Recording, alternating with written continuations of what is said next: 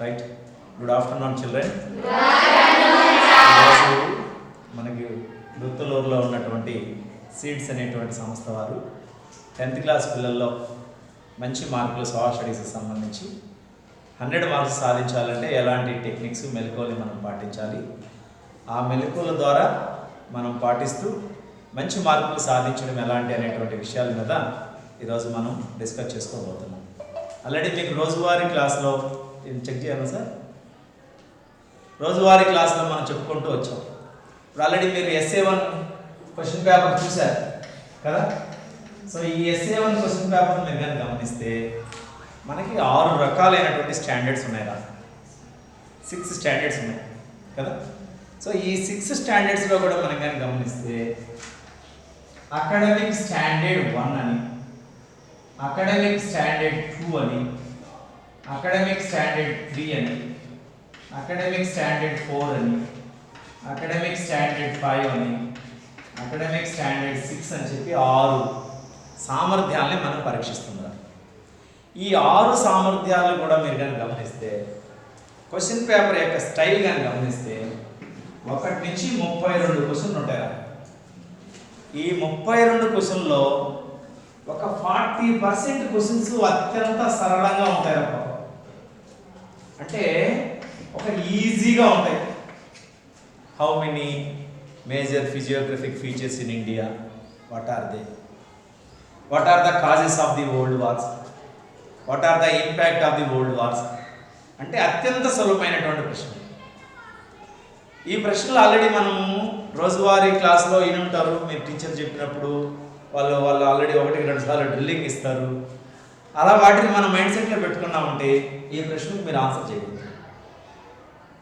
అంటే 40% అందరూ ఆన్సర్ చేసే విధంగా క్వశ్చన్స్ ఉంటారా, ఒక 30% మీడియంగా ఉంటారు. అంటే మీడియం అంటే కొద్దిపాటి కాన్సన్ట్రేషన్ చేసినటువంటి ప్రతి విద్యార్థి కూడా ఈ 30% క్వశ్చన్స్కి ఆన్సర్ చేసే విధంగా ఉంటాయి. అంటే 70% మార్క్స్ కొంచెం కష్టపడితే కొద్దిపాటి దృష్టి పెట్టామంటే మనం 70% మార్క్స్ తెచ్చుకోగలుగుతాం. ఒక రిమైనింగ్ 30% ఆఫ్ క్వశ్చన్స్ ఏంటంటే వాటి యొక్క డిఫికల్టీ లెవెల్స్ ఎక్కువగా ఉంటుంది. అంటే ఆ డిఫికల్టీ క్వశ్చన్స్కి మనం ఆన్సర్ చేయాలంటే మనము టెక్స్ట్ బుక్ లోపల ఉన్నటువంటి కార్నర్స్ ఏరియాస్ నుంచి, లేదా కొన్నిసార్లు ప్రశ్న ఆన్సరు మామూలుగా how does the Himalayas influence of Indian agriculture అని అంటాడు అనుకోండి, అందరూ రాస్తారు.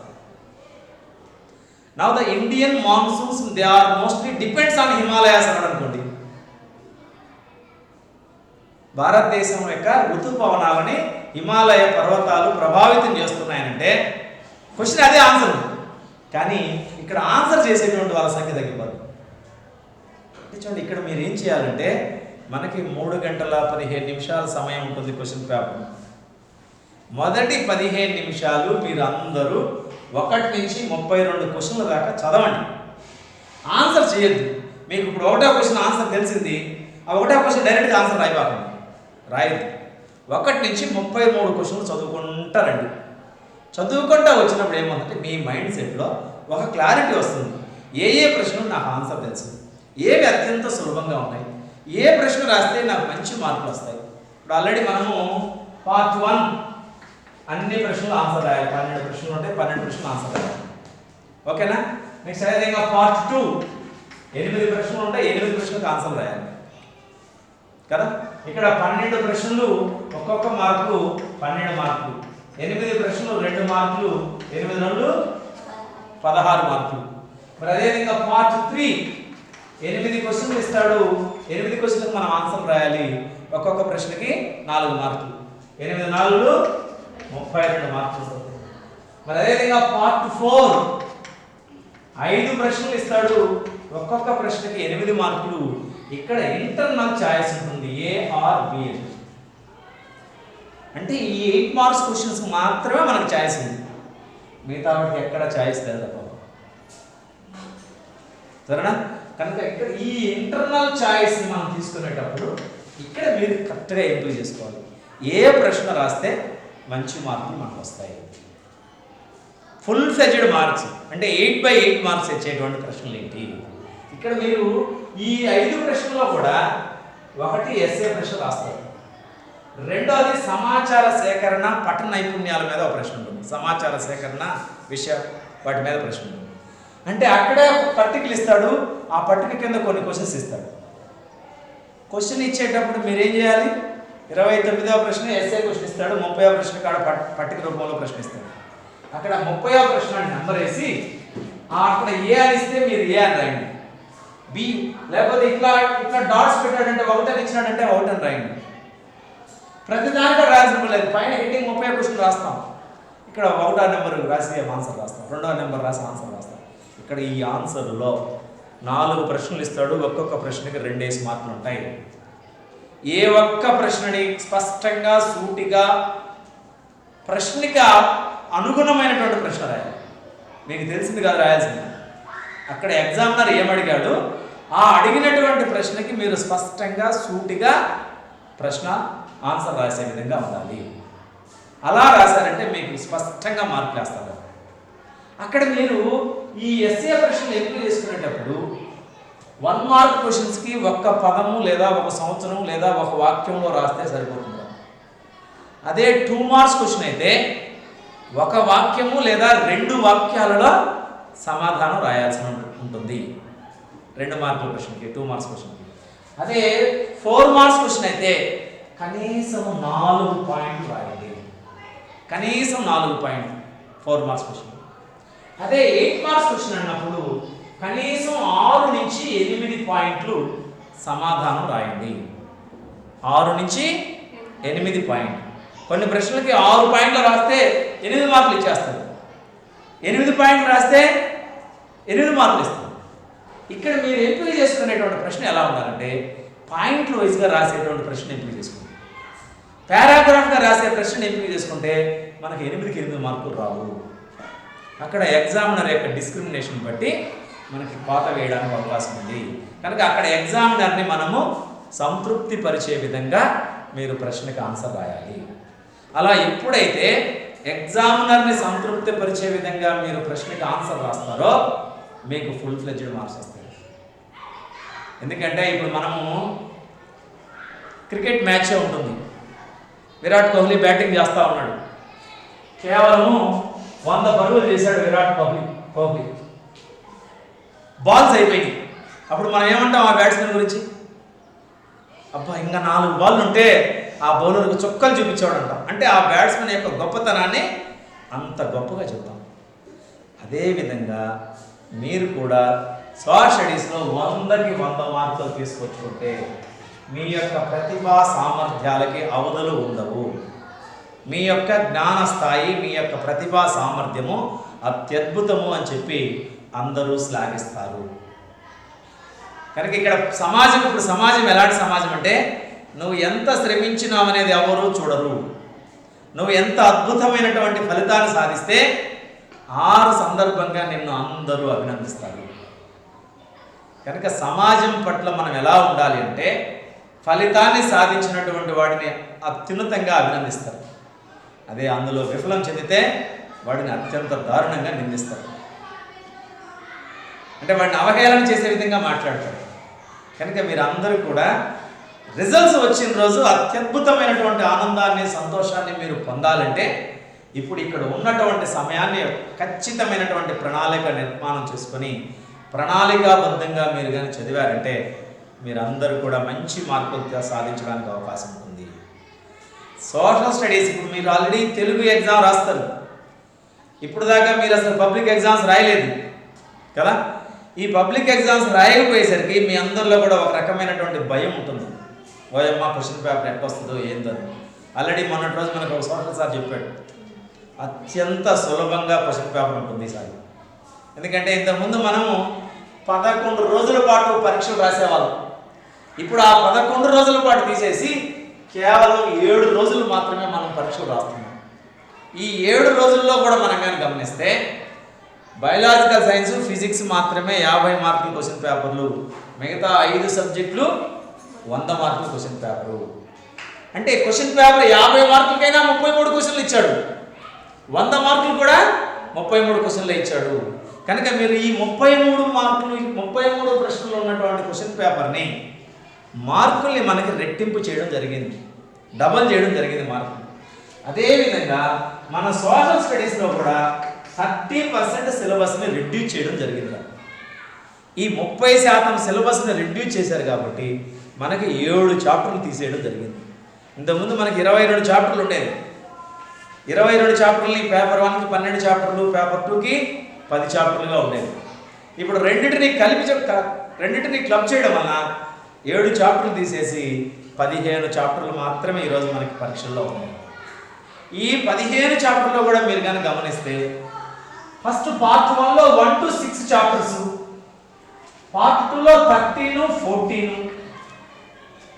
మరి అదేవిధంగా 16, 17, ఈ 6, 4, 10 చాప్టర్లు మనం కానీ చదివినామంటే దాదాపుగా 80 నుంచి 85 మార్కులు మనం తెచ్చుకోగలుగుతాం. 80 మార్కులు ఖచ్చితంగా వస్తాయి. ఎందుకంటే అంతటి సులభమైనటువంటి ప్రశ్నలు. ఇప్పుడు ఆల్రెడీ మీరు FA1 రాశారు, FA2 రాశారు, SA1 రాశారు. ఆ ప్రశ్నాపత్రాల యొక్క శైలిని మీరు కానీ గమనిస్తే అత్యంత సులభమైనటువంటి ప్రశ్నలు ఇవ్వడం జరిగింది. మీకు బాగా డిఫికల్ట్గా ఉన్నటువంటి ప్రశ్నలు ఇవ్వలేదు. ఇంకా మేము క్వశ్చన్ పేపర్ రాసినప్పుడు మేము మీ యొక్క స్థాయిని పరీక్షించడానికి కొంచెం డిఫికల్టీ లెవెల్ పెంచిస్తున్నాం. కానీ ప్రభుత్వం నుంచి వచ్చేటువంటి క్వశ్చన్ పేపర్స్ మీరు కానీ గమనిస్తే అత్యంత సులభంగా ఉంటాయి. పరీక్ష రాసే సందర్భంలో హాల్లోకి వెళ్ళినప్పుడు మీరందరూ ప్రశాంతమైనటువంటి మనసుతోటి, ఎలాంటి మీ మనసులో ఆందోళన కానీ భయం కానీ లేకుండా పరీక్షా కేంద్రానికి ప్రవేశించండి. పరీక్షా కేంద్రానికి ప్రవేశించిన తర్వాత మీ టేబుల్ చుట్టూ ఏమైనా చెత్త చెదారం, కాగితాలు, ఇతరత్ర స్లిప్పులు అలాంటివి ఏమైనా ఉన్నాయంటే వాటిని ఫస్ట్ ఎదురులాడుకోండి. అక్కడ ఉన్న పేపర్లన్నీ తీసుకురగేయండి, మీ దగ్గర ఉంచొద్దు. సరేనా? కనుక ప్రశాంతంగా ఉండండి. వీలైతే ఒక 15 నిమిషాలు మెడిటేషన్ చేయండి. మీలో ఉన్నటువంటి టెన్షన్ అంతా తొలగిపోతుంది. ఎందుకంటే మనం అందరం ఇప్పుడు దాకా 1వ క్లాస్ నుంచి 9th క్లాస్ దాకా ఎలాంటి ఎగ్జామ్స్ రాయలేదు. ఒకవేళ రాసినా మన టీచర్లే కరెక్షన్ చేస్తూ వాటిని ప్రమోట్ చేస్తున్నారు, మార్కులు వేస్తున్నారు. కానీ ఇప్పుడు మనం రాసినటువంటి క్వశ్చన్ పేపర్స్ వేరే జిల్లాలకు వెళ్తాయి. ఆ జిల్లాల్లో ఉన్నటువంటి టీచర్స్ కరెక్షన్ చేస్తారు. కరెక్షన్ చేసేటప్పుడు మీరు అడిగినటువంటి ప్రశ్నకి సంతృప్తికరమైనటువంటి సమాధానం రాస్తే మీకు ఫుల్ ఫ్లెడ్జ్డ్ మార్క్స్ వస్తాయి. అక్కడ మీ సమాధానం సంతృప్తిగా లేకపోతే, ఎగ్జామినర్ని సాటిస్ఫై చేయకపోతే మార్కులు అనేది ఆయన యొక్క డిస్క్రిమినేషన్ బట్టి మార్కులు వేస్తారు. కనుక మన ఆబ్జెక్ట్ ఎలా ఉండాలంటే మనం మంచి మార్కులు సాధించడం కోసమే మనం పరీక్ష రాస్తాం. రాసేటప్పుడు ప్రశాంతంగా ఉండండి. క్వశ్చన్ పేపర్ని అమూలాగ్రం అంటే 1వ ప్రశ్న నుంచి 33వ ప్రశ్న దాకా చదవండి. 1 నుంచి 28 ప్రశ్నల దాకా కంపల్సరీ అటెంప్ట్ చేయాల్సిన ప్రశ్నలు. 29 నుంచి 33 దాకా ఇంటర్నల్ ఛాయిస్ ఉండేటువంటి ప్రశ్నలు. ఆ ఇంటర్నల్ ఛాయిస్లో కూడా మీరు ఎంపిక చేసుకునేటప్పుడు ప్రశ్నని పాయింట్ల వైజ్గా రాసే ప్రశ్నని ఎంపిక చేసుకోండి. 8కి 8 మార్కులు వస్తాయి. మరి అదేవిధంగా అక్కడ పట్టిక ఇచ్చి కింద ప్రశ్నలు ఇస్తారు. ఆ ప్రశ్నకి ఆన్సర్లు అంతా కూడా ఆ పట్టికలో ఉంటుంది. ఒకవేళ ఆ పట్టికలో 1 ప్రశ్నకి ఆన్సర్ లేకపోతే మన టెక్స్ట్ బుక్లో ఆ పట్టికకి ముందు వెనకాల ఉన్నటువంటి సమాచారాన్ని ఆధారంగా చేసుకొని మనం సమాధానాన్ని రాయాల్సినటువంటి అవసరం ఉంటుంది. కనుక మీరు ప్రతి ప్రశ్నని అటెంప్ట్ చేయాలి, ఏ ఒక్క ప్రశ్నని వదిలిపెట్టకూడదు. కనుక మొదటి 15 నిమిషాలు ప్రశ్నాపత్రాన్ని చదివిన తర్వాత చక్కగా మీకు బుక్లెట్ ఇస్తున్నారు. ఇప్పుడు ఇంతకుముందు మనకి అడిషనల్ సీట్లు ఇచ్చేవాళ్ళు, ఇప్పుడు 24 పేజీలు ఉన్నటువంటి బుక్లెట్ ఇస్తారు. బుక్లెట్ ఇచ్చిన వెంటనే మార్జిన్ కొట్టండి. మార్జిన్ కొట్టిన తర్వాత ఆ మార్జిన్కి లెఫ్ట్ సైడ్ క్వశ్చన్ నెంబర్ స్పష్టంగా వేయండి. కొంతమంది మార్జిన్ లోపలే క్వశ్చన్ నెంబర్లు వేస్తున్నారు. అలా వేసినారంటే మీకు ఆ ఎగ్జామినర్ వృద్ధి ఆ వ్యక్తికి క్వశ్చన్ నెంబర్ ఎత్తుకులాడుకోవాల్సినటువంటి అవసరం ఉంది. అందుకనే మార్జిన్కి వెలుపల వైపు క్వశ్చన్ నెంబర్ స్పష్టంగా వేయండి. ఇప్పుడు మనము 1 మార్క్ క్వశ్చన్స్ ఉన్నాయి, ఒకే పేజీలో అన్ని క్వశ్చన్స్ రాయడానికి ప్రయత్నం చేయండి. 1వ నెంబర్ 2వ నెంబర్ క్వశ్చన్స్ వేసి 2 మార్క్స్ క్వశ్చన్స్ ఉంది. ఆ 2 మార్క్స్ క్వశ్చన్ మనకి A4 షీట్లో సగం పేజీ ఒక క్వశ్చన్ రాయండి, 2వ క్వశ్చన్ ఇంకొక సగం పేజీ రాయండి. ఆ క్వశ్చన్కి మధ్యలో పెన్సిల్ తోటి ఒక 2 గీతలు అట్ట కొట్టండి. చక్కగా బార్డర్లు నిర్మాణం చేయండి. ఆ ఎగ్జామినర్ని ఇవన్నీ కూడా ఇంప్రెస్ చేస్తాయి. అంటే మనం చేసినటువంటి వ్యూహాలు ఎగ్జామినర్ని అట్రాక్ట్ చేసి మంచి మార్కులు, ఆ ప్రశ్నలకి 2 మార్కుల ప్రశ్నకి 2 మార్కులు, 4 మార్కుల ప్రశ్నలు 4 మార్కులు, 8 మార్కుల ప్రశ్నలకి 8 మార్కులు వేసేటట్లుగా మనము ఆన్సర్ని అటెంప్ట్ చేయాలి. సరేనా? అట్లా అటెంప్ట్ చేసేటప్పుడు విషయ అవగాహన అకాడమిక్ స్టాండర్డ్ 1 మీద 40 మార్కులకి ఇస్తారు. విషయ అవగాహన అంటే మీ యొక్క పాఠ్యాంశాల పట్ల విషయాలు అవగాహన అయిందా లేదా అనేటువంటి విషయాన్ని మీద మనకు ప్రశ్నలు ఇస్తారు. ఇప్పుడు భారతదేశం యొక్క భౌగోళిక స్వరూపాలు ఎన్ని, అవి ఏంటి ఒక ప్రశ్న ఇస్తారు. లేదా how many seasons in India, what are they, what are the elements of the climate or weather, what are the factors influence of the Indian climate అనే ప్రశ్న అడుగుతారు. అంటే ఇవన్నీ కూడా అవగాహనతో కూడినటువంటి ప్రశ్నలు. ఎందుకంటే మనకు అవన్నీ స్పష్టంగా సైడ్ హెడ్డింగ్లు ఉంటాయి. ఒక సైడ్ హెడ్డింగ్ తర్వాత ఇంకొక సైడ్ హెడ్డింగ్ రాసి వాటిని అండర్లైన్ చేయండి పెన్సిల్తో, లేదా బ్లాక్ పెన్తో మీరు రాస్తే బ్లూ పెన్తో అండర్లైన్ చేయండి. రెడ్డింగ్ ప్యాన్ అని కానీ మార్కర్లు కానీ వాడొద్దు. అంటే మీరు రాసినటువంటి ప్రశ్నలకి అందులో ఇయర్స్ తెలిస్తే ఖచ్చితంగా ఇయర్స్ మెన్షన్ చేయండి. ఇయర్ తెలియకపోతే ఇయర్ రాయద్దు. అంటే రాసే సంవత్సరం మనము ఖచ్చితమైన సంవత్సరాన్ని రాయండి. ఎందుకంటే తప్పు రాసినామంటే మీరు ఎగ్జామినర్లో మీ పట్ల ఆ విషయం పట్ల మీకు ఉన్నటువంటి అవగాహన తక్కువ ఉందని మీరు ఎగ్జామినర్కి చెప్పడమే. ఓకేనా? కనుక అట్లా మనం పరీక్ష రాసేటప్పుడు ఖచ్చితంగా స్పష్టమైనటువంటి సమాచారాన్ని మాత్రమే మనం నమోదు చేయాలి. నెక్స్ట్ అదే కొట్టి వేతలు ఉండకూడదు. ఎగ్జామ్ క్వశ్చన్ ఆన్సర్ పేపర్ మీద ఆన్సర్ పేపర్ మీద కొట్టి వేతలు ఉన్నాయంటే మీ యొక్క కాన్ఫిడెన్స్ లెవెల్స్ పరీక్ష పట్ల ఆ సబ్జెక్టు పట్ల లోపభూయిష్టంగా ఉన్నారని అర్థం. మీ యొక్క కాన్ఫిడెన్స్ లెవెల్స్ మిమ్మల్ని మీరే తగ్గించుకున్న లోపం. కనుక ఎప్పుడు కూడా కొట్టి వేతలు మాత్రం చేయొద్దు. అలా చేసినామంటే మీకు ఆ సబ్జెక్టుల పట్ల సరైనటువంటి అవగాహన లేదు అని ఎగ్జామినర్కి అర్థమైనట్టు. ఓకేనా? అంటే ఇందులో మీరు కానీ గమనిస్తే ఈ 33 ప్రశ్నల్లో మీరు కానీ గమనిస్తే పట్టణ నైపుణ్యాలు ఉన్నాయా? అంటే ఇండియా మ్యాప్, వరల్డ్ మ్యాప్ 2 ఇస్తాడు.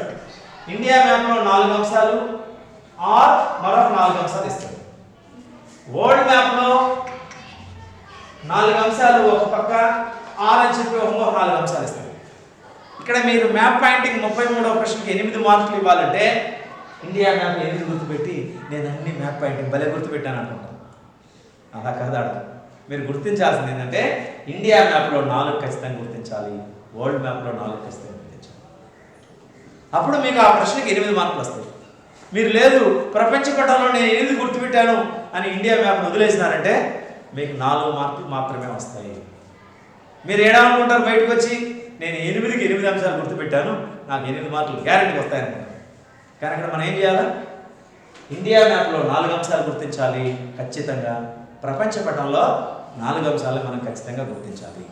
అలా గుర్తిస్తేనే మీకు 8 మార్కులు వస్తాయి. కనుక అక్కడ ఒక్కసారి ఇన్స్ట్రక్షన్స్ చదివి ప్రశ్నలకి ఆన్సర్ రాయాలి. సో ఇప్పుడు మీకు ఇండియా మ్యాప్లో 8 తెలిసినాయి, అబ్బా నీకు 8 తెలిసినాయి, 8 గుర్తుపెట్టి వరల్డ్ మ్యాప్ వదిలేసినారంటే మళ్ళీ మీరు నష్టపోతారు. ఇండియా మ్యాప్ మీద 4 మార్కులకి అటెంప్ట్ చేయాలి, వరల్డ్ మ్యాప్కి 4 మార్కులు. కనుక ఒక 4 బ్లూ పెన్తో రాయండి, ఇంకొక 4 బ్లాక్ పెన్తో గుర్తించండి. కొంతమంది తెలివైన అతి తెలివి ఉండే పిల్లలు ఏం చేస్తారంటే వాడికి తెలిసిన 4 బ్లూ పెన్, తెలియని 4 ఇంకో పెన్తో గుర్తుపెట్టారు. అట్లా చేయొద్దు.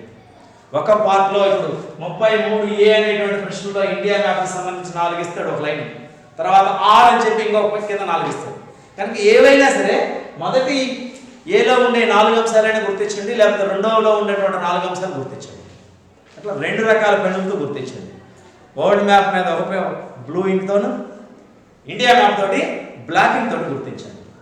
పెన్సిల్ని వాడొద్దని చెప్పి చాలా స్పష్టంగా చెప్పున్నారు మనకి SCRT వాళ్ళు. కనుక పెన్సిల్ వాడద్దు, బ్లూ ఆర్ బ్లాక్ ఆ 2 రకాలైనటువంటి పెన్నులనే వాడి ఆ 8 అంశాలు మనం గుర్తించాలి. మీకు ఇంకొక చిన్న క్లూ ఏంటంటే క్వశ్చన్ పేపర్లో కొన్ని చిత్రాలు ఇచ్చుంటాడు, అది ప్రపంచ పటం కావచ్చు, ఇండియా మ్యాప్ కావచ్చు.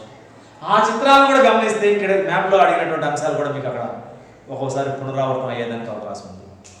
అలా అని ప్రతిసారి ఉండకపోవచ్చు, ఒక్కొక్కసారి అవి రిపీట్ అయ్యేదానికి కూడా అవకాశం ఉంది. కనుక ఒక్కసారి మీరు అమూలాగ్రం మ్యాప్ ప్రశ్నాపత్రాన్ని అంతా చూసినారంటే ఇక్కడ ఉన్నటువంటి చిత్రాల్లో ఏమైనా ఇక్కడ అంశాలు అడిగాడా, అడిగితే ఒకసారి ఆ చిత్రాన్ని చూసి మీరు ఆ ప్రశ్న గుర్తించండి, ఈజీగా మార్కులు వస్తాయి. సరేనా? కనుక ఇక్కడ 1 మార్క్ ప్రశ్నలు మీరు రాసేటప్పుడు విషయావగాహనకు సంబంధించి ఒక చిన్న పదం, ఇప్పుడు పంచశీల ఒడంబడికం ఒప్పందం, పంచశీల ప్యాక్ట్ ఏ దేశాల మధ్య జరిగింది అని అంటే ఇండియా, చైనా. ఒక్క పదమే, 1 మార్క్ ఇచ్చేస్తాం. మరి ఆ పంచశీల ప్యాక్ట్ ఎవరెవరి మధ్య జరిగినాయి అంటాడు. చైనా ప్రధానమంత్రి, ఇండియా ప్రధానమంత్రి జవహర్లాల్ నెహ్రూ, మరి అదేవిధంగా చైనా ప్రధాని షియాంగ్ కైషేక్ కాదు. Right, okay. ఆ పేర్లు అడిగినప్పుడు ఆ ఇద్దరు పేర్లు మాత్రమే స్పష్టంగా రాస్తే చాలు, మనకి మంచి మార్కులు వస్తాయి. అంటే ఇక్కడ ఈ 12 ప్రశ్నలకు సంబంధించినటువంటి ప్రశ్నలు కూడా ఒక్క మాటలో కానీ, ఒక్క పదంలో కానీ, ఒక్క సంవత్సరంలో కానీ ఉంటాయి. అది మీరు స్పష్టంగా తప్పులు లేకుండా, తడబాటు లేకుండా, స్పష్టంగా సూటిగా అర్థమయ్యే రీతిలో ఎగ్జామినర్కి సంతృప్తి పరిచే విధంగా మీరు ఆన్సర్ రాయాలి. ఇక్కడ మనకు ఒక్కోసారి ఫెయిర్ ద మ్యాచింగ్ అంటాడు. ఇప్పుడు ఇండియాకి ఉత్తరం వైపున చైనా ఉంది, మరి అదేవిధంగా మహారాష్ట్రకు ఉత్తరంగా ఉండే రాష్ట్రం ఏంటంటాడు. అంటే అక్కడ ఉన్నటువంటి రిలేషన్కి అనుగుణంగా, దాన్ని అనాలజీ అని అంటాం. అంటే అక్కడ ఉన్నటువంటి రిలేషన్కి అనుగుణంగా ఒక పేరు ఇస్తాడు, రెండో పేరుని మీరు ఫిలప్ చేయమన్నట్టు. అంటే మొదటి పేరులో ఉండే రిలేషన్ని మీరు గుర్తించి దాన్ని రెండవ పేరులోకి మనం దాన్ని గుర్తించగలగాలి. ఇప్పుడు త్రైపాక్షిక కూటమి ఫలాని దేశం నాయకత్వం వహించింది అని రాస్తారు, త్రైపాక్షిక కూటమి. మరి అదేవిధంగా అక్షరాజ్యం, ట్రిపుల్ అలయన్స్, యాక్సిస్ పవర్కి who led the axis power అంటారు, Germany. Who led the triple alliance అంటాడు, జర్మనీ. అదే ట్రిపుల్ ఎంటిటీ, బ్రిటన్. అంటే అక్కడ ఉన్నటువంటి రిలేషన్ బట్టి అక్కడ ట్రిపుల్ ఎంటిటీ అనే గ్రూప్ ఇచ్చి ఆ కంట్రీ ఇచ్చాడు అనుకోండి, రెండో పేరులో కూడా ఏం చేయాలి? సో ఆ యొక్క గ్రూప్కి నేతృత్వం వచ్చిన దేశాన్ని మాత్రం మనం రాయాలి. అలా ఎప్పుడైతే మనం రాస్తామో మనకి ఫుల్ ఫ్లెడ్జ్డ్ మార్క్స్ వస్తాయి. ఒక్కొక్కసారి మనకి ఒక ప్రశ్న కరెంట్ ఈవెంట్ కింద అడుగుతాడు. Present secretary general of UNO అని అంటాడు, present chairman of NITI Aayog అంటాడు. Who is the present chairman of NITI Aayog? So who are acting as a prime minister? Prime minister is a chairman of NITI Aayog. కనుక అది అక్కడ మనకు అడిగినటువంటి ప్రశ్నని అర్థం చేసుకొని స్పష్టమైనటువంటి సమాధానం మనం రాస్తే మార్కులు ఖచ్చితంగా వస్తాయి. సోషల్ స్టడీస్లో కూడా 100కి 100 మార్కులు తెచ్చుకోవడానికి అవకాశం ఉంది. ఇంతకుముందు పాత పేపర్లు అయితే, ఓల్డ్ క్వశ్చన్ పేపర్స్ ప్యాటర్న్లు అయితే 100కి 100 మార్కులు తెచ్చుకోవడానికి అవకాశం ఉండేది కాదు. ఇప్పుడున్నటువంటి ప్యాటర్న్లో అయితే మీరు రాసినటువంటి అంశాలన్నీ కూడా స్పష్టంగా, క్లుప్తంగా, సమగ్రంగా ఉన్నాయి అని అంటే 100% మీకు మార్క్స్ వస్తాయి. ఇప్పుడు అందరూ కూడా మార్క్స్ 100% మార్కులు వేయడానికి కూడా సోషల్ స్టడీస్ టీచర్స్ సంసిద్ధులుగా ఉన్నారు. అయితే మీరు కరెక్ట్గా రాస్తే మార్కులు వస్తాయి. ఎందుకంటే ఆడ 5 మంది ఎగ్జామినర్స్కి ఒక చీఫ్ ఎగ్జామినర్ ఉంటాడు.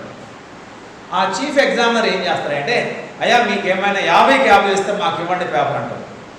ఆ పేపర్లో వాళ్ళు ఏం చేస్తారంటే దాంట్లో ఉన్నటువంటి లోటుపాట్లు ఏమైనా ఉన్నాయా, అన్నీ పర్ఫెక్ట్గా రాశాడా లేదా అని వాళ్ళు చెక్ చేస్తారు. నేను కరెక్షన్ చేసిన పిల్లలు కూడా చాలామందికి వేసాను, ఒక 15-20 మంది దాకా 50-50 వేసాను. మా సీపు అంటే చీఫ్ ఎగ్జామినర్ ఎందుకు సరే వేస్తున్నాను, నువ్వు ఏడో కట్ చేసేదానికి అవకాశం ఉందో చూడండి సార్ అని చెప్పారు. అంటే మనం అంత కాన్ఫిడెంట్గా ఉంటాం, పిల్లవాడు అంత కాన్ఫిడెంట్గా ఆన్సర్ రాసినప్పుడు మనం మార్కులు ఇవ్వాలా పర్లేదా? ఖచ్చితంగా ఇవ్వాలి. కనుక అట్లా మీరు కాన్ఫిడెంట్గా కరెక్ట్ ఆన్సర్ రాసినారంటే మార్కులు కొయ్యడం ఉండేది. ఎగ్జామినర్ మార్కులు వేయడానికి రెండింగ్ ప్యాన్ వాడతారు. ఎందుకంటే మీరు 1 సంవత్సరం రోజులు కష్టపడతారు, ఎగ్జామినర్ మీ యొక్క ఆన్సర్ పేపర్ని 5 నిమిషాలు లేదా 6 నిమిషాలు రుద్దుతాడు. 6 నిమిషాల్లో రుద్దినప్పుడు అక్కడ ఆ విద్యార్థి యొక్క శ్రమ ఎంతకాలం ఉంది? 1 సంవత్సరం కాలం పాటు దాగి ఉంది. కనుక ఆ 1 సంవత్సర కాలంలో మీరు పడినటువంటి శ్రమ, అక్కడ మీరు రిఫ్లెక్ట్ చేసినటువంటి జ్ఞాన స్థాయి, ఆ ప్రశ్నలకి కరెక్ట్గా సూటిగా సమాధానం ఉంది అని అంటే మీకు ఫుల్ ఫ్లెడ్జ్డ్ మార్క్స్ వేయడం జరుగుతుంది. కనుక ఇప్పుడు మీరు ఇప్పుడున్నటువంటి ప్యాటర్న్లో 30% సిలబస్ రెడ్యూస్ చేశారు. చాలా మనకి 7 చాప్టర్లు తొలగించడం జరిగింది. తొలగించబడిన చాప్టర్లో నుంచి ఎలాంటి ప్రశ్నలు రావు, మీరు అదే గుర్తుపెట్టుకోండి. ఉన్నటువంటి 15 చాప్టర్లని మనం బాగా పునరుచ్చారణ చేయాలి. ఇప్పటిదాకా మనం ఏమైతే చదువుతూ వచ్చామో ఆ చదివినటువంటి అంశాలని మరొక్కసారి మళ్ళీ మనం రివిజన్ చేసుకుంటూ ముందుకు సాగాలి. ఆల్రెడీ ఇప్పుడు కొత్తగా నేర్చుకోవడానికి ప్రయత్నం చేయొద్దు. నేర్చుకోవడానికి ప్రయత్నం చేస్తే ఏమవుతుంది? మనలో టెన్షన్ పెరుగుతుంది, గాబరా పెరుగుతుంది, తెలియనటువంటి భయం పెరుగుతుంది. అందుకని ఆ టెన్షన్ ముందు, టెన్షన్ స్పెల్లింగ్ చెప్పండి, TENSION, టెన్షన్ కదా. సో ఆ టెన్షన్ దగ్గర మీరు ఎట్ అనే పదాన్ని యాడ్ చేయండి. ఏమొస్తుంది? అటెన్షన్. కనుక మనం ఎప్పుడు కూడా అటెన్షన్లో ఉండాలి. మన మైండ్ని, మన బాడీని కదా, మన దృష్టిని, మన చేతి రాతని, ఈ యొక్క 4 ఆర్గాన్స్ని అటెన్షన్లో ఉంచితే ఇంకా మీకు భయం అనేది లేకుండా ఒక మంచి భరోసాతో మీరు పరిష్కారం. అంటే ఈ టెన్షన్ ముందు ఏ యాడ్ చేశానంటే అటెన్షన్ అయిపోతుంది కదా. కనుక ఎప్పుడు కూడా మనం అటెన్షన్తో ఉండాలి.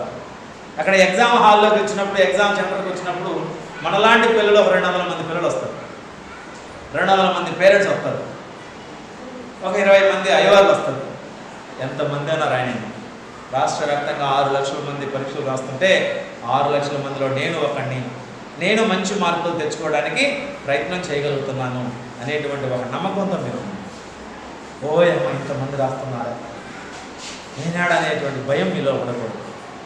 ఎంతమందైనా రాయండి, నేనంటూ ఒక ప్రత్యేకమైనటువంటి వ్యక్తిగా ఉండాలి అనేటువంటి ఆలోచన దృక్పథంతో మీరు ఎగ్జామ్ హాల్లోకి ఎంటర్ అవ్వండి. ప్రశాంతంగా ఉండండి, చక్కగా శ్వాస తీసుకొని కూల్గా వదలండి. అలా మీరు మీ బాడీలో ఉండేటువంటి టెన్షన్ అంతా పోతుంది, మీ యొక్క మైండ్ అటెన్షన్లోకి వస్తుంది. మీరు చదివినటువంటి విషయాలన్నీ కూడా బాగా మైండ్ సెట్లోకి వ్యక్తికి వస్తుంది. మీరు టెన్షన్లోనైతే మీ మైండ్ సెట్ అంతా ఏం చేస్తుందంటే ఆ మైండ్ని ఒక లేయర్ కమ్మేస్తుంది. ఆ టెన్షన్ అనేటువంటి లేయర్ చుట్టేసి మీరు చదివిన విషయాలు గుర్తు రాకపోవడం. అందుకనే ఆ టెన్షన్ ముందు ఏ పెట్టండి, అటెన్షన్లోకి వచ్చేస్తారు. అటెన్షన్లోకి వచ్చినారంటే ఇంకా మీకు ధారాళంగా ఒక ప్రవాహంలాగా ఆ ప్రశ్నలకి ఆన్సర్లు వచ్చేస్తూ ఉంటాయి. కనుక ఈ ఉన్నటువంటి ఈ 30 రోజుల సమయం, ఈరోజు ఎంత తేదీ? 30వ తేదీ. మన సోషల్ స్టడీస్ పరీక్షకు 33 రోజుల తర్వాత రాస్తాం. ఆల్రెడీ మీరు వేరే పరీక్షలు రాస్తూ ఉంటారు. మొదటి రోజు తెలుగు పరీక్ష రోజు ఏ విధంగా అయితే మీరు పరీక్ష కేంద్రంలోనికి ప్రవేశించారో, పరీక్ష రాయడం అయిపోయిన తర్వాత తెలుగు పేపర్ని, తెలుగు సంగతులన్నింటినీ కడగా పెట్టండి. మరుసటి రోజు ఉన్నటువంటి పరీక్షని మనం సంసిద్ధులు కావాలి. మన దేహాన్ని, మన మనస్సుని, మన చర్యలన్నింటినీ కూడా మరుసటి రోజు పరీక్షకి సంసిద్ధులుగా తయారు చేయాలి. కానీ మనం ఏం చేస్తామంటే అబ్బా తెలుగులో నేను అలా ప్రశ్న తప్పు చేసినాను, ఈ ప్రశ్న రాయలేకపోయా అని మీరు జరిగిపోయినటువంటి విషయాలను చర్చిస్తే మీ సమయాన్ని మీరు వేస్ట్ చేసుకున్నారు. ఇప్పుడు తెలుగు పరీక్ష రోజు ఏ విధమైనటువంటి భావజాలంతో పరీక్షా కేంద్రంలోకి వెళ్ళారో, సోషల్ స్టడీస్ 7వ రోజు కూడా మీ మనసులో అదే విధమైనటువంటి ఆలోచన దృక్పథంతో ఉంటారు. అక్కడ పరీక్షా కేంద్రంలో కొన్ని చిత్రాలు, విచిత్రాలు, సన్నివేశాలన్నీ చూసిన తర్వాత మళ్ళీ మీలో నిరాశ, నిస్పృహకు లోనే ఏదైనా అవకాశం ఉంది. అలాంటి నిరాశ, నిస్పృహకు లోను కావద్దు. అవన్నీ కూడా ఎవరికంటే వేరే వేరే వేరే మార్గాల్లో పోయేవాడికి అవన్నీ పట్టిస్తారు. మనకు వచ్చే ప్రతి మార్కు మనదై ఉండాలి. ఈ మార్క్ ఇప్పుడు నాకు సోషల్ స్టడీస్లో 80 వచ్చినాయంటే 80 మార్కులు నా అయి ఉండాలి. అది పక్కన మన లిఖితానో లేకపోతే శ్రావ్యానో లేకపోతే లక్ష్మీ నుంచే తీసుకునే కాకూడదు. ఆ 80 మార్కులు నా అయి ఉండాలి. అంతేనే కాదు. కనుక అలాంటి ఎఫర్ట్ తోటి మీరు పరీక్షా కేంద్రంలోకి వెళ్ళాలి. మరి అదే సమయంలో మీరు భవిష్యత్తులో ఏ కాంపిటేటివ్ ఎగ్జామ్కి వెళ్ళినా, ఒక ఇంటర్వ్యూకి వెళ్ళినా, ఆ ఇంటర్వ్యూ బోర్డులో ఉండేటువంటి మెంబర్స్ మీ మొట్టమొదటి చూసే సర్టిఫికేట్ ఏంటంటే 10th క్లాస్ మార్క్ లిస్ట్ చూస్తారు. ఎందుకు చూస్తారంటే అందులో మీ date of birth, identification marks, మీ యొక్క నేము, తండ్రి పేరు, ఈ వివరాలు. ఆ వివరాలు చూసే క్రమంలో మీ యొక్క మార్కుల యొక్క ప్రోగ్రెస్ని కూడా చూస్తారు. ఈ మార్కులు బాగా ఉన్నాయంటే ఆ యొక్క ఇంటర్వ్యూ బోర్డు మెంబరు మీ పట్ల ఒక మంచి అవగాహనతో వచ్చేస్తుంది. ఇటీవల 2 రోజుల క్రితం మీరు వసుంధర పేపర్లో ముంబై నగరానికి కమిషనర్గా అంబిక అనేటువంటి ఒక మహిళ ఉంది. 14 సంవత్సరాలకి ఆమెకు వివాహం జరిగింది, చైల్డ్ మ్యారేజ్ కదా. 18 సంవత్సరాలకి 2 పిల్లల తల్లయింది. ఆమె అనేక రకాలుగా అవహేళన చేశారు. కానీ ఆ అవహేళనలకి అవమానాలన్నింటికి కూడా ఆమె సమాధానం చెప్తుంది. సివిల్ సర్వీస్ పరీక్ష రాసి ఆల్ ఇండియాలో మంచి ర్యాంక్ తీసుకొచ్చుకొని ఐపీఎస్ ఆఫీసర్గా అయింది. ఎవరైతే అవహేళన చేశారో, అవమానాలకు గురి చేశారో, ఆ అవమానాలని బహుమానాలుగా ఆమె స్వీకరించింది. ఈరోజు మనము మంచి రిజల్ట్ సాధిస్తే ఇప్పుడు మిమ్మల్ని చదివే క్రమంలో ఎవరైతే అవమానాలకు గురి చేశారో వాళ్ళే మీకు బహుమానాలు ఇస్తారు. చాలా అద్భుతమైనటువంటి రిజల్ట్ సాధించామని చెప్పి శభాష్ అని మిమ్మల్ని కోరుకుంటారు. కనుక ఎప్పుడైనా సరే మీరు రోజువారీ జీవితంలో చదివే క్రమంలో మంచి న్యూట్రిషన్ డైట్ తీసుకోండి. రోజు చక్కగా ఒక గ్లాస్ పాలు తాగండి, ఏదో ఒక పండు తినండి, మంచి ఆహారం తినండి, ఒక చిక్కీ తినండి, ఒక చెనమ్మలు తినండి, లేదంటే ఒక కోడిగుడ్డు బాయిల్డ్ ఎగ్ తినండి, ఒక మంచిగా ఒక 1/2 లీటర్ గ్లాస్ పాలు తాగండి. అంటే ఫిజికల్ వర్క్ చేసేదానికన్నా కూడా మెంటల్ వర్క్ చేసేటప్పుడు ఎక్కువ స్ట్రెయిన్ అవుతాం. ఆ స్ట్రెయిన్ కాకుండా ఉండాలంటే మధ్య మధ్యలో మనం ఏదో ఒక అంత తినుబండారం ఆహారం తినాలి. తినే ఆహారం ఎలాంటి ఆహారం? మనకు శక్తినిచ్చే ఆహారం, జ్ఞాన స్థాయిని పెంచడానికి ఉపయోగపడే ఆహారాన్ని మనం తినాలి. కానీ అలాంటి ఆహారాన్ని మనం భుజించాలి. రోజు ఒక 15 నిమిషాలు మెడిటేషన్ చేయండి, ఒక్క 15 నిమిషాలు యోగాసనాలు చేయండి. 20 బిగులు దీని క్లాస్ రూమ్లో ఇబ్బంది లేదు. మీ యొక్క బాడీలో ఉండే ఆర్గాన్స్ అన్నీ కూడా యాక్టివ్ అవుతాయి. మీ శరీరంలో ఉండేటువంటి న్యూరాన్స్ అన్నీ యాక్టివ్ అయినాయంటే మీ బ్రెయిన్ షార్ప్గా తయారవుతుంది. ఎప్పుడైతే బ్రెయిన్ షార్ప్గా తయారవుతుందో మీ యొక్క బ్రెయిన్లో స్టోరేజ్ కెపాసిటీ పెరుగుతుంది.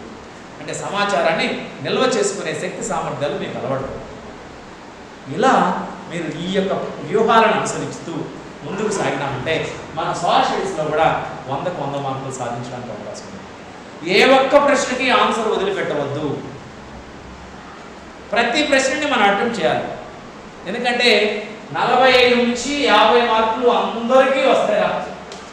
అక్కడ ఏమి శ్రమించకపోయినా మన పక్కన లక్ష్మి బాగా చదువుకుని వచ్చినా వెనకాల ఉన్న మనకు కూడా 50 మార్కులు ఈజీ పడుతుంది. పెట్టినాకుంటే ఆయన్ని గిల్లుకుంటాం, గేరుతాం కదా, చాక్లెట్ ఇస్తాం, 5 స్టార్ ఇస్తాం. ఇవన్నీ తర్వాత సెకండరీ థింగ్. నేను ఇందాక మీకు చెప్పాను, వచ్చే ప్రతి మార్కు మందై ఉండాలి. వచ్చే ప్రతి మార్కు మందై ఉండాలి. మందై ఉన్నప్పుడు 1 నుంచి 33 ప్రశ్నలకి నేను ఆన్సర్ చేయాలి అనే సంకల్పం మీరు పెట్టుకోవాలి. 1 నుంచి 33 ప్రశ్నలకి నేను ఆన్సర్లు చేయగలగాలి. ఆన్సర్ చేసేటప్పుడు క్వశ్చన్ నెంబర్ స్పష్టంగా వేయండి, దానికి తగినటువంటి రిలేటెడ్గా ఉండేటువంటి సమాధానం రాయండి. అట్లా 1 నుంచి 12 ప్రశ్నలు 1వ పేజీలో 2వ పేజీలో రాయండి. మరి అదేవిధంగా 13వ ప్రశ్న నుంచి 20వ ప్రశ్న దాకా 2 మార్కుల ప్రశ్నలు ఉన్నాయి. 3, 4, 5 పేజీలు 3 పేజీలు 2 మార్క్స్ క్వశ్చన్స్ రాయండి. ఒకవేళ ఒక పేజీ మనం ఆన్సర్ రాసామా, ఇక్కడ దాకా రాసాం, ఈ కొరవ మిగిలిపోయింది, అక్కడ మళ్ళీ ఎస్ఏ క్వశ్చన్ రాయబాకండి. దాని కింద ఏం చేస్తారంటే ఇక్కడ PTO రాయండి, పేజ్ టర్న్ ఓవర్ అని అర్థం. అంటే ఆ ఎగ్జామినర్ ఏం చేస్తాడు, మళ్ళీ పేజీ తిప్పుకోండి. ఇక్కడ మీరు ఇరికించి రాయబాకండి. ఒక ఎస్ఏ క్వశ్చన్ ఉంది, ఇప్పుడు 2 మార్క్స్ వస్తుంది, 8 క్వశ్చన్స్ మనం ఆన్సర్ రాయాలి కదా. ఆ 8 క్వశ్చన్స్ వీలైతే ఒక పేజీలో 2 లేదా 3 క్వశ్చన్స్ రాయండి స్పష్టంగా, చక్కగా బార్డర్ కొట్టండి. మరి అదేవిధంగా 4 మార్క్స్ క్వశ్చన్స్ ఒక్క పేజీలో ఒక్క ప్రశ్న పెద్ద ప్రశ్నగా వచ్చిందంటే ఒక ప్రశ్న రాయండి, దాన్ని 2వ పేజీలో తీసుకుపోవాలి. లేదు ఒక పేజీలో సగభాగంలో రాయండి, 4 పాయింట్ రాయండి చాలు, 5 పాయింట్ రాయండి చాలు, 4 మార్కులు ఇస్తారు. అట్లా రాసే ప్రశ్న స్పష్టంగా రాయండి. కొద్దిపాటి గ్యాప్ ఉంటే అక్కడ మళ్ళీ మీరు ఒక 8 మార్కుల క్వశ్చన్ నెంబర్ వేసి ఆన్సర్ రాయద్దు. 8 మార్కుల ప్రశ్న అంటే మనం రాసేటప్పుడు ఒక పేజీ ప్రారంభం నుంచి చివరి దాకా రాయండి, చాలా పోతే 2వ పేజీ వైపు రాయండి. స్ప్లిట్ చేయొద్దాం. ఒక ప్రశ్నకి సమాధానాన్ని మ్యాక్సిమం ఒకే పేజీలో రాయడానికి ప్రయత్నం చేయండి. ఎగ్జామినర్ని చాలా చక్కగా ఆసక్తికరంగా ఉంటుంది, దాన్ని మనము మంచి మార్కులు తెచ్చుకోవడానికి అవకాశం ఉంటుంది. ఇది ఒక టెక్నిక్ మన ఎగ్జామ్ హాల్లో వాడుతుంది. ఈ సంవత్సరం ఆల్రెడీ క్వశ్చన్ పేపర్స్ చాలా చక్కగా ఉంటాయి. మీ అందరికీ మంచి అవగాహన కలిగి చాలాసార్లు పరీక్షల్లో రాసినటువంటి ప్రశ్నలే మనకి రిపీట్ అవుతాయి. ఆ ప్రశ్నల్ని మీరు నిర్లక్ష్యం చేయొద్దు, చక్కగా ఆన్సర్లు ప్రజెంట్ చేయండి. అలా ఆన్సర్లు మనం ప్రజెంట్ చేసేటప్పుడు ఇప్పుడు మనం ఫస్ట్ చాప్టర్ ఉందా, 1 నుంచి 6 చాప్టర్లు.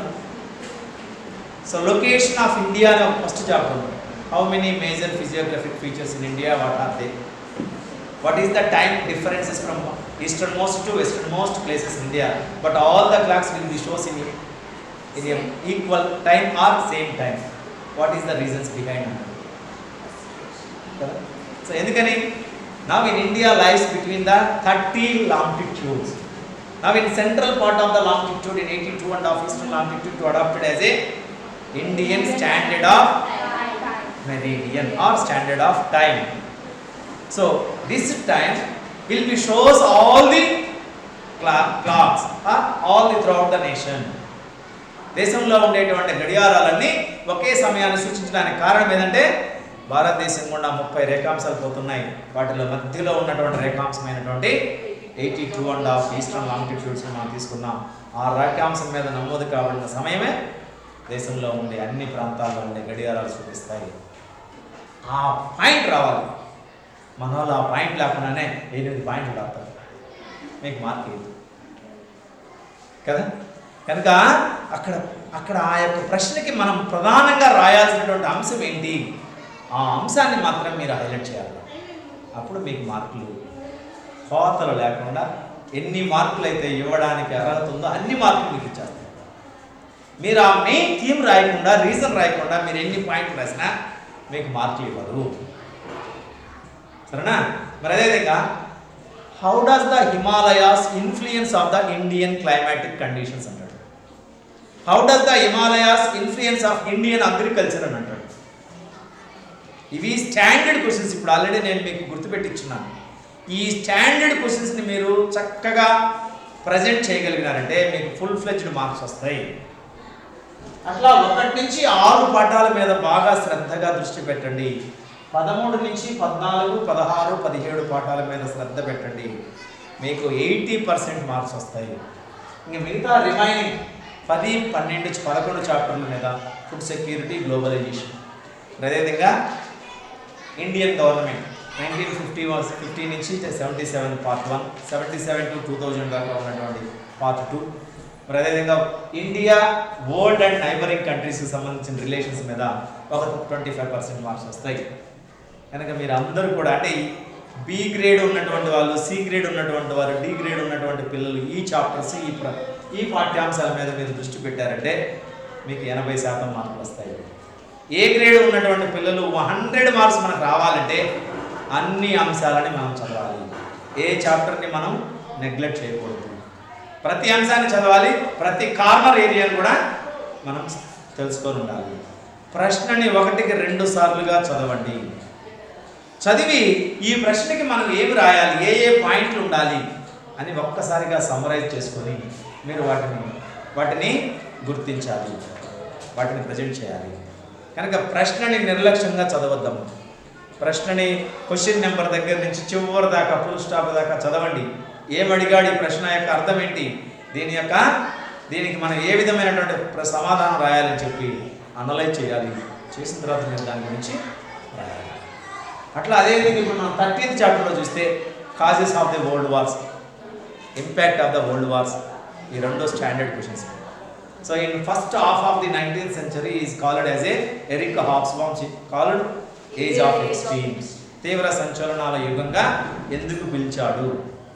ఈ సంఘటనలన్నీ రాస్తాం, ప్రజాస్వామ్య ప్రక్రియలు రాస్తాం, శాస్త్ర సాంకేతిక రంగాల్లో వచ్చినటువంటి ప్రగతిని రాస్తాం. ఇవన్నీ ఈ పాయింట్ను మనం ఎక్స్పోజ్ చేసినామంటే మనకి ఫుల్ ఫ్లెడ్జ్డ్ మార్క్స్ వస్తాయి.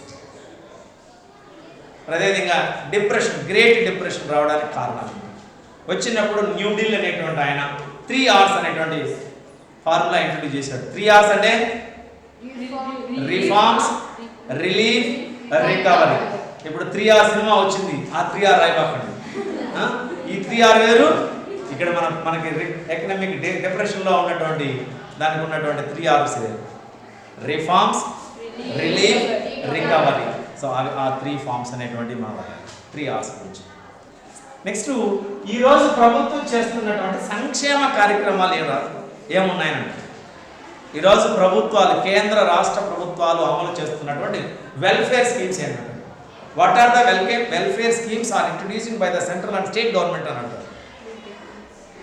ఇప్పుడు అదే మనం ఇండియా లెవెల్లో కానీ చూసినామంటే stand India, skill India, fit India, Ayushman Bharat, Swachh Bharat, Swachh Bharat అంటే ఇట్లా ఈ ప్రోగ్రామ్స్ మనం రాయాలి. మరి అదే ఆంధ్రప్రదేశ్ ప్రభుత్వం అమలు చేస్తున్నటువంటి పథకాలు రాయమంటే అమ్మఒడి, వైఎస్ఆర్ చేయూత, వైఎస్ఆర్ ఆసరా, జగనన్న గోరుముద్ద, జగనన్న కానుక. సో ఈ సంక్షేమ కార్యక్రమాల్ని మనం రాయాలి.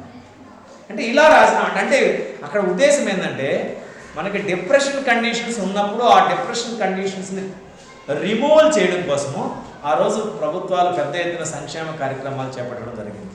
ఓల్డ్ ఏజ్ పెన్షన్స్ ఒకటి, హెల్త్ ఇన్సూరెన్స్ పాలసీస్ ఒకటి, నెక్స్ట్ అదేవిధంగా నిరుద్యోగ భృతి, compensation of the unemployed persons, ఇట్లా ఈ యొక్క సంక్షేమ పథకాలు ఆ రోజు ఇంట్రడ్యూస్ చేశారు. దానికి రిలేటెడ్గా ఈరోజు ఏమవుతుందంటే ఈరోజు కేంద్ర రాష్ట్ర ప్రభుత్వాలు అమలు చేస్తున్నటువంటి వెల్ఫేర్ స్కీమ్స్ ఏంటి అని అంటారు. మరి ఆ వెల్ఫేర్ స్కీమ్స్ మనం రాయాలి. ఇప్పుడు కూడా మనకు ఓల్డ్ ఏజ్ పెన్షన్స్ ఇస్తున్నారు కదా, డిజేబుల్డ్ పిల్లలకి కొన్ని ప్రత్యేకమైనటువంటి న్యూట్రిషన్స్ ఇస్తున్నారు. మరి ఐసిడిఎస్ ప్రోగ్రామ్ ద్వారా చంటి పిల్లలకి, చిన్న పిల్లలకి, టీనేజ్ పిల్లలకి కొన్ని న్యూట్రిషన్ ఫుడ్ ఇస్తున్నారు.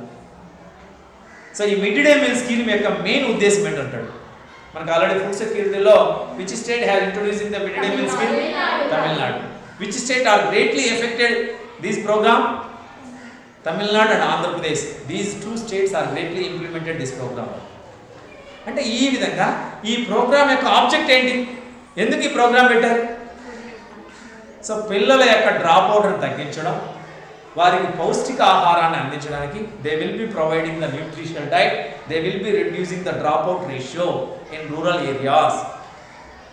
సో దట్ ఈస్ ఈ 2 పాయింట్లు మనం ఖచ్చితంగా రాయాలి. రాసినామంటే మీకు ఎగ్జామ్లను ఖచ్చితంగా మార్పు ఇస్తారు.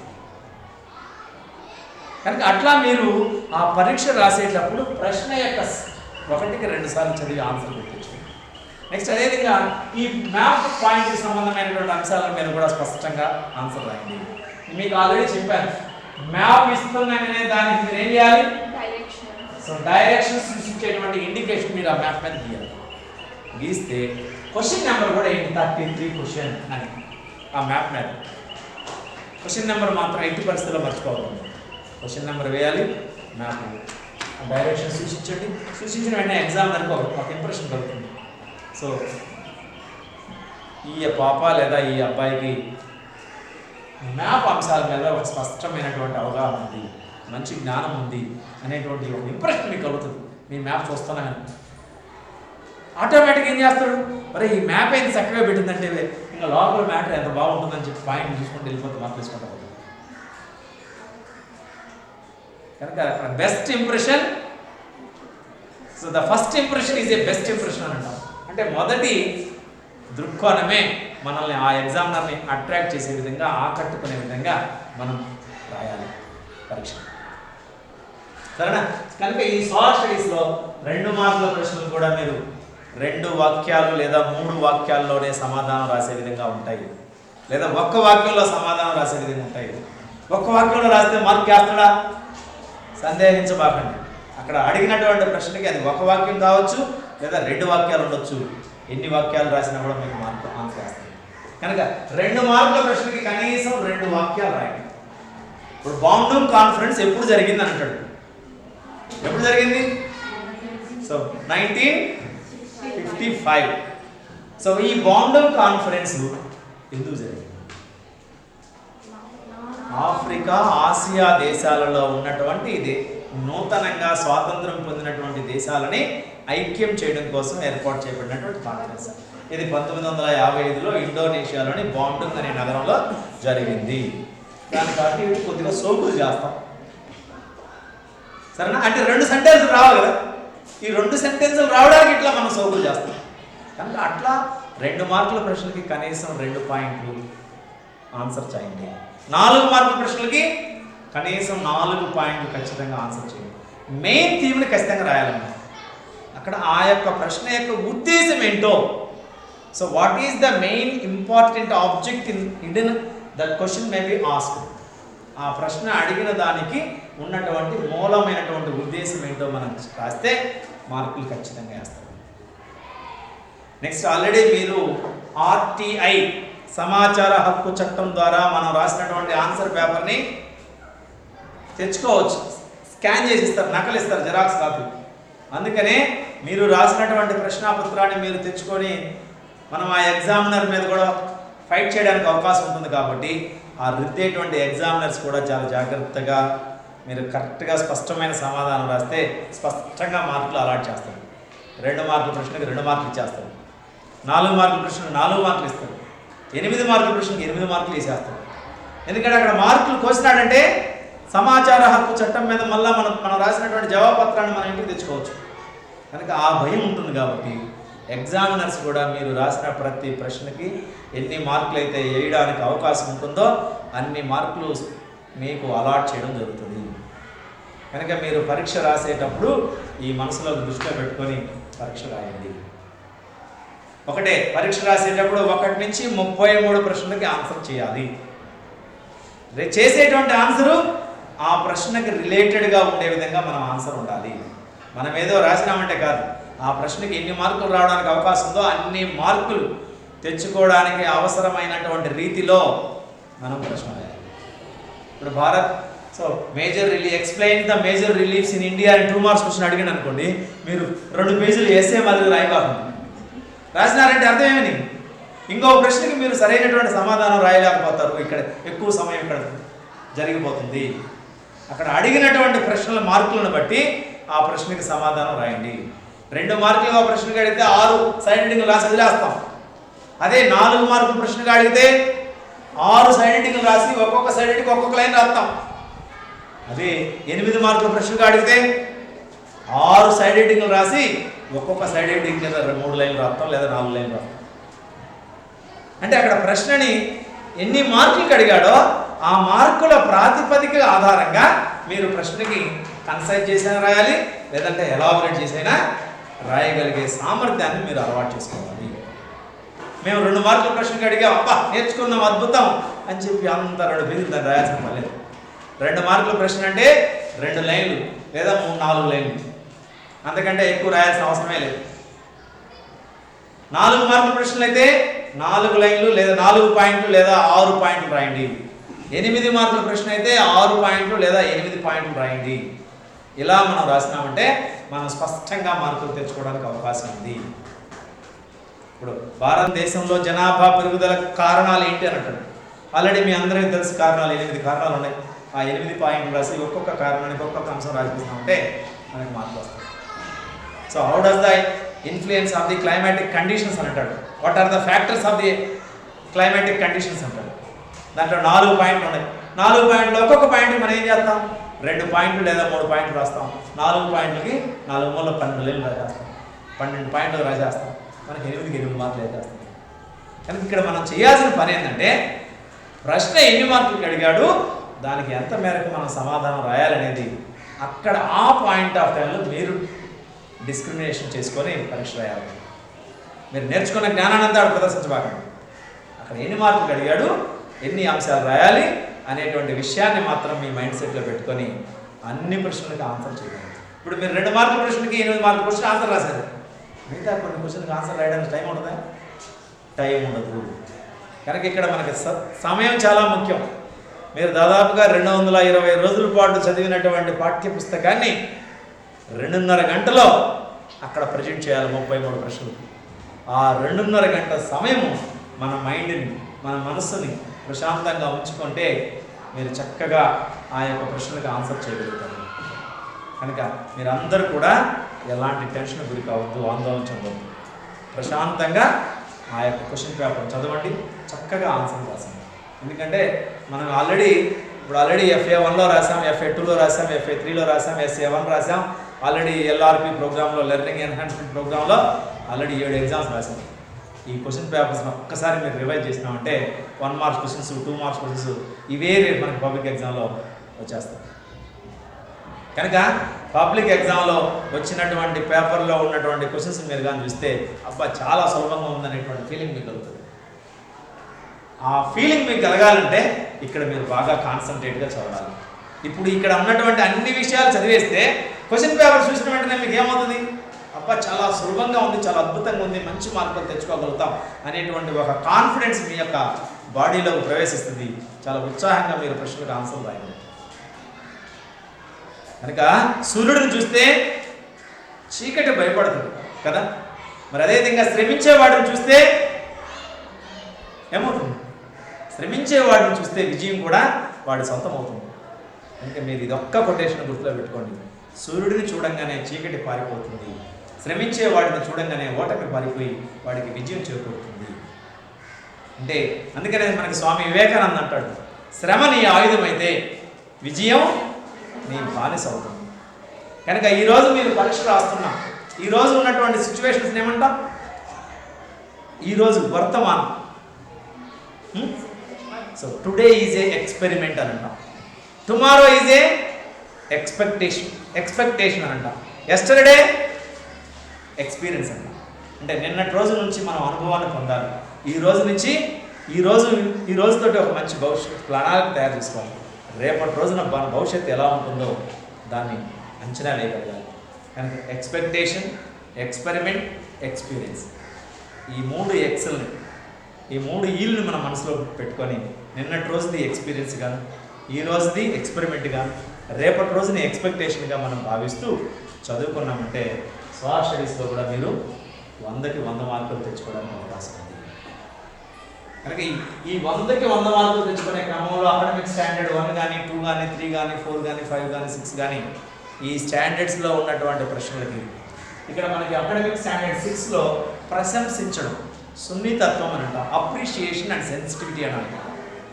అంటే ఒక విషయాన్ని గురించి మనం అభినందించేటువంటి దృక్పథాన్ని అలవర్చుకోవాలి. So in Andhra Pradesh the mid day meal program was greatly implemented, please comment on it అంటే దాని గురించి మనం స్పందించడం, దాని గురించి మనం ఏం చేయాలా, దాంట్లో ఉన్నటువంటి పథకం యొక్క ఉద్దేశం ఏంటి, ఆ పథకం వల్ల పిల్లలకు కలిగేటువంటి మేలు ఏంటి అభినందిస్తూ మనం ఆన్సర్ రాయాలి. అంటే దాన్ని అభినందించేటువంటి దృక్పథం మనం అలవాటు చేసుకోవాలి. సో దాంట్లో లోపాలు ఏమైనా ఉన్నా కూడా సున్నితంగా లోపాలను తెలియజేయగలగాలి. అంటే ఇలాంటి యాటిట్యూడ్తో మనం కానీ ప్రశ్నలకు ఆన్సర్ చేసినామంటే మనం కూడా ఖచ్చితంగా మంచి మార్కులు తెచ్చుకోగలుగుతాం. సరేనా? కనుక ఇట్లా ఈ క్వశ్చన్ పేపర్ని బాగా చదవండి. మొదటి 15 నిమిషాల క్వశ్చన్ పేపర్ని చదవండి. ఇచ్చినటువంటి బుక్లెట్కి చక్కగా బార్డర్లు కొట్టండి. బార్డర్లు కొట్టిన తర్వాత క్వశ్చన్ నెంబర్ అంతా లెఫ్ట్ సైడ్ వేయండి, రైట్ సైడ్ అంతా ఆన్సర్ రాయండి. ప్రతి పేజీలో కూడా డివైడ్ చేసి ఒక క్వశ్చన్ రాయడానికి అవకాశం ఉంటే ఒకే క్వశ్చన్ రాయండి, 4 క్వశ్చన్లు రాయడానికి అవకాశం ఉంటే 4 క్వశ్చన్లు రాయండి. కొంచెం గ్యాప్ ఇవ్వండి, ఒక లైన్కి ఇంకొక లైన్కి, ఒక దానికి ఇంకొక దానికి గ్యాప్ ఇవ్వండి. చూసేదానికి ముచ్చటగా ఉంటుంది, ఎగ్జామ్లకి మంచి మార్కులు ఇస్తాం. అలా మన పేపర్లు కాదు కదా అని చెప్పి పేజీకి 5 లైన్లు రాయబాకండి. కనీసం ఒక పేజీకి 16 నుంచి 18 లైన్లు ఉండాలి. 16 నుంచి 18 లైన్లు ఉండాలి పేజీ ముచ్చటగా ఉండాలంటే. వీలైతే 20 లైన్లుగా రాసినా కూడా తప్పలేదు. ఓకేనా? కనుక అట్లా మనం అక్కడ ఎగ్జామినర్ ప్రతిదీ గమనిస్తారు.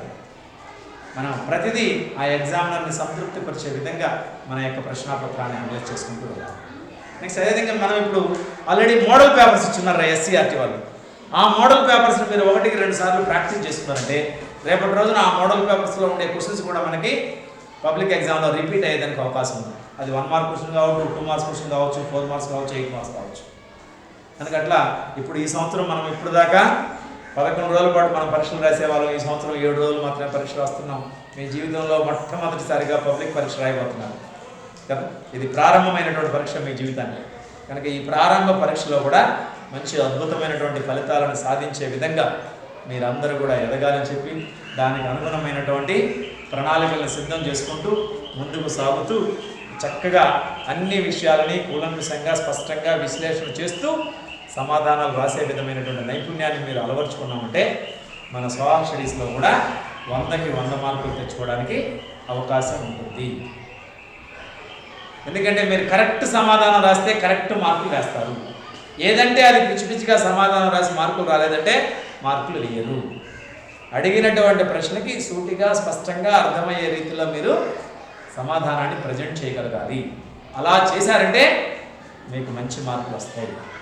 కనుక ఆ విధంగా మీరు అందరూ కూడా మంచి మార్కులు తెచ్చుకొని మంచి ఈ 10th క్లాస్ పరీక్షల్లో ప్రతి సబ్జెక్టులో కూడా 100కి 100 మార్క్స్ తెచ్చుకునే విధంగా హయ్యెస్ట్ మార్క్స్ దాదాపుగా 580, 590 అలాంటి 100% మార్క్స్ తెచ్చుకునే విధంగా మీరు అందరూ శ్రమించాలని, ఈ ఉన్నటువంటి ఈ యొక్క 27 రోజుల సమయాన్ని వృధా చేయకుండా ఒక చక్కటి ప్రణాళికను నిర్దేశించుకొని నేను జూన్ 2022వ సంవత్సరంలో రిజల్ట్స్ వచ్చిన రోజు అత్యంత ఆనందాన్ని సంతోషాన్ని పొందాలి అంటే ఇప్పుడు ఉన్నటువంటి సమయాన్ని వృధా చేసుకోకుండా చదువు మీదనే దృష్టి పెట్టాలనేటువంటి ఆలోచన దృక్పథంతో మీరు కానీ చదివారంటే ఈ ప్రకృతి, భగవంతుడు, మీ తల్లిదండ్రులు, ఉపాధ్యాయుల యొక్క ఆశీస్సులు అందరూ కూడా మీకు లభించి పరీక్షల్లో మంచి మార్కులు తెచ్చుకునే విధంగా తయారవుతారని, మంచి మార్కులు తెచ్చుకొని చూపించగలిగినటువంటి వ్యక్తులుగా మీరు ఎదగాలని చెప్పి ఈ సందర్భంగా మిమ్మల్ని కోరుకుంటూ ఉన్నాను. Thank you. ఈ అవకాశాన్ని ఇచ్చినటువంటి సీడ్ సంస్థ వారికి మరొక్కసారి హృదయపూర్వకమైన నమస్కారాలు తెలియజేస్తూ సెలవు తీసుకుంటున్నాం. జై హింద్, జై భారత్.